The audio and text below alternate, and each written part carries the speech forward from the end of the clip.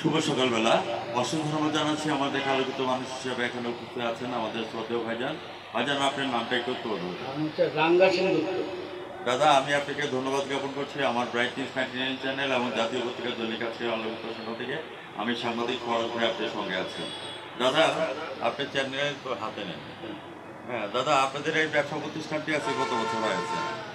ব্যবসা প্রতিষ্ঠান তো মানে 50 বছর 50 বছর।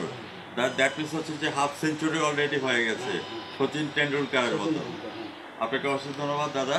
দাদা, বর্তমানে আপনাদের ব্যবসা বাণিজ্য পরিস্থিতি যেইভাবে যাচ্ছে সেই সুবাদে আপনাদের যে এখানে যে প্রোডাক্টগুলি আছে এই প্রোডাক্টগুলির সেলস কত করে করছেন একটু পার্টিকুলারটা একটু করে বলুন। প্রথমেই আপনাকে ধন্যবাদ জানিয়ে আমি শুরু করছি আর কি। তো আমাদের তেল এখন প্রতি মাসে যেটা ছিল যে প্রতি মাসে সমন্বয় করা হবে তেলের, রাইট, সেই সমন্বয়ের ভিত্তিতেই আর কি চলছে আর কি প্রতি মাসে আর কি। তা যেমন গত মাসে আমাদের তেল ছিল আপনার অকটেন ছিল 128 টাকা 92 পয়সা লিটার। আচ্ছা, গত রাতে হলো 131 টাকা 42 পয়সা। রাইট, আর পেট্রোল ছিল 124 টাকা 92 পয়সা। আর বর্তমানে হলো 127 টাকা 42 পয়সা। তারপরে আপনার ডিজেল ছিল আপনার 160 টাকা 25 পয়সা, সেটা বেড়ে হলো 108 টাকা। এই বর্তমানে এই পরিস্থিতি, কিন্তু ব্যবসা খুব একটা বর্তমানে খুব হালকা যাচ্ছে।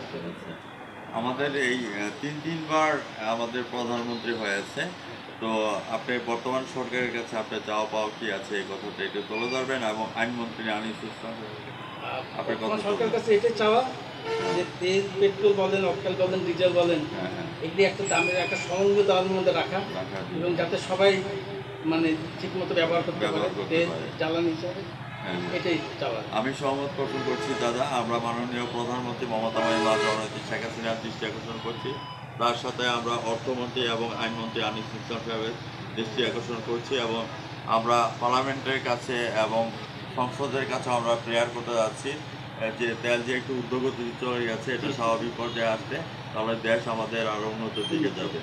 হ্যাঁ দাদা, আপনাদের কি নিয়মিত ভ্যাট এবং ট্যাক্স দেওয়া হচ্ছে কিনা? আপনার ভ্যাট ট্যাক্স কত করে দেওয়া হচ্ছে? এটা ঠিক অ্যাকাউন্টিং ছাড়া বলা যাচ্ছে। আচ্ছা, তো সেই ক্ষেত্রে আমি বলবো উত্তর মেরু দক্ষিণ মেরু সব আছে আমাদের জানা। আমরা শুনেছি সেখানে রয়েছে জিন পরি দেওয়া দানা। দাদা, আগে উত্তর দিকে গেলে আপনি বলতো যে জিন পরি দেওয়া দানা আছে, দক্ষিণ দিকে গেলে বলতো যে জিন পরি দেওয়া দানা আছে পিকনিক করতে গেলে। এখন উত্তর দিকে গেলে দেখি যমুনা সেতু, দক্ষিণ দিকে হচ্ছে সবচেয়ে পদ্মা সেতু।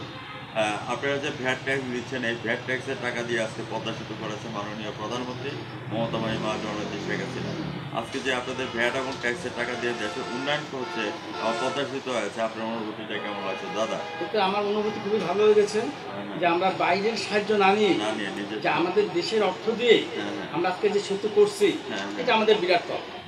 এটা ওয়ার্ল্ডের মধ্যে আমাদের একটা মাইল ফলক। হ্যাঁ দাদা, ডিজিটাল বাংলাদেশ সম্পর্কে আমাদের মমতা জননেত্রী শেখ হাসিনা এবং আইসিটি উপদেষ্টা ওনার সুযোগ্য পুত্র সজীব ওয়াজেদ জয় বলেছেন 2021 থেকে 41 সালের মধ্যে আমাদের দেশে ডিজিটাল বাংলাদেশে পরিণত হবে। ওভারঅল আমরা ডিজিটালে তার বাঁধে চলে আসি, এখন স্মার্ট বাংলাদেশের মধ্যে পদার্পণ করেছি। তো ডিজিটালের সুযোগ সুবিধা কি দেখতে পাচ্ছেন এই কথাটা একটু তুলে ধরবেন দাদা। ডিজিটাল সুযোগ সুবিধা তো আমরা মোটামুটি পাই যাচ্ছি, মানে সব কিছু দেখো ডিজিটাল। হ্যাঁ, এটা আরো এখন যেমন স্মার্ট হচ্ছে। আমরা চাবো যে আমাদের দেশ আগামী দিনে স্মার্ট থেকে আরো স্মার্টে যাক, আমরা ওয়ার্ল্ডে একটা নাম, আমাদের নাম হবে। বর্তমানে আমাদের দেশের নাম তো সারা ওয়ার্ল্ডে হয়ে গেছে। হ্যাঁ, সুতরাং আমরা চাবো দেশের আরো উন্নতি। এইটা হ্যাঁ, আপনি যে কথাটা বলছেন আমি টেবিল টকসের মধ্যে দাদা আপনাকে ধন্যবাদ জ্ঞাপন করছি।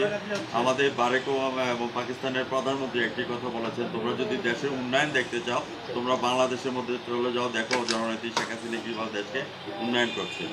দাদা, আপনি কখনো কি টিভি চ্যানেলে সাক্ষাৎকার দিয়েছেন? এই প্রথম। আপনার অনুভূতিটা কেমন লাগছে? অনুভূতি খুবই ভালো লাগছে। ভিউয়ার্স, আজ রাত 9:15 আমাদের চ্যানেল ব্রাইটনেস 99 চ্যানেল থেকে দাদা সাক্ষাৎকারটি দেখে নেবেন এবং জাতীয় পত্রিকা দৈনিক আজকের আলোকিত তরফ থেকে আমি সাংবাদিক ফরাদ ভাই বিদায় রেখা টানছি। দাদা ভালো থাকেন, সুস্থ থাকেন। ধন্যবাদ আপনাকে। রাত্রে 9:15।